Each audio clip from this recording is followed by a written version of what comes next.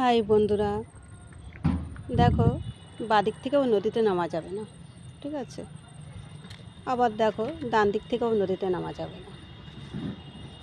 নামতে গেলে এখান থেকেই নামতে হবে।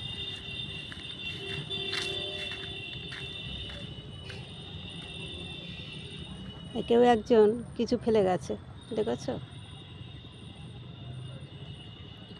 যার যেরকম জ্ঞান, কারোর জ্ঞান বেশি, কারোর জ্ঞান কম। যাদের জ্ঞান কম তারাই এরকম করে থাকে।